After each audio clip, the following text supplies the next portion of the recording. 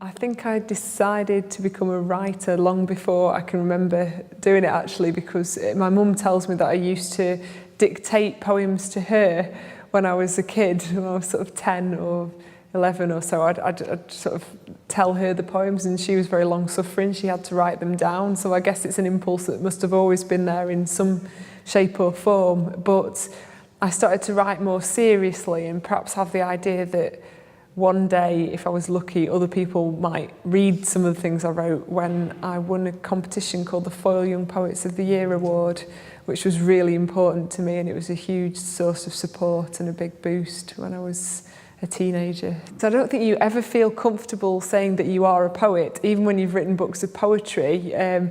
You only feel like a poet when you're actually in the act of writing a poem. The rest of the time you just feel like a fraud, I think. But it certainly convinced me that it was something that I was going to have to try and do, whether it worked out or not, and that I had this impulse to write, and that poems were always going to sort of appear, whether I wanted them to or not, I suppose. I do remember when I was a kid, apparently the first thing I said that I wanted to be was I wanted to be a playwright. I was always very adamant about that. I wanted to write plays, but I've never managed it, unfortunately. All my ideas turn into poems before they have a chance to become anything else. I think it's to do with the music and the rhythm, which is something I'm really interested in. I like to write often by sound, I suppose, and so very often those ideas and those sounds seem to organise themselves into a poem before they'd have a chance to be anything else, I guess. It's more that I hear a line. It's usually a line from a poem will present itself to me, often when I'm out walking or running or doing something else. Usually, yeah, when my brain's distracted by something else, a line will persist and I won't be able to get rid of it. And eventually I'll start trying to build up that line in a rhythmic or sort of musical way. And I like to compose in my head quite a lot and see what I can remember when I get back home, and it's only then that I'll try and commit something to paper quite often. The idea is that if you can remember something, if poetry's striving to be memorable language in some way, then yeah, your weaker ideas will probably have been forgotten if you're trying to carry them around in your head, and the things that you'll remember are perhaps the ones that have got sort of a bit more to them. It doesn't always work like that, but it's nice when it does, yeah. I think probably, although I don't write in a way that's particularly like this person, one of the biggest influences on me as a writer is the musician Richard Thompson, sort of folk guitarist and songwriter.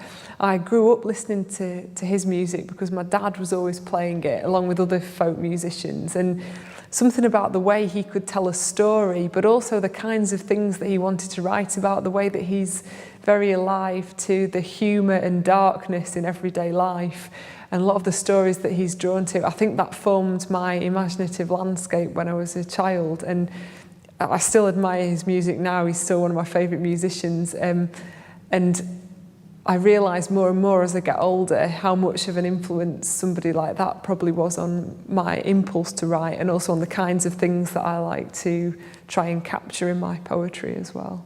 My collection is called Division Street, and it came out in 2013, and it's called Division Street because Division Street's a road that runs through the middle of Sheffield, and that ended up being quite an apt title because quite a lot of the poems are inspired by place and the area that I grew up in, so North Derbyshire and South Yorkshire, so it was nice having a local name somewhere in the title, but also because it turned out when I looked at all the poems together that quite a few of them were about conflict or divisions between people, perhaps in different ways too, so the title has a sort of double meaning.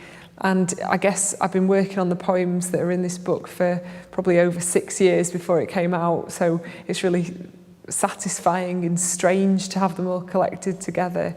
It almost doesn't feel like it's your work anymore, as if it's your writing.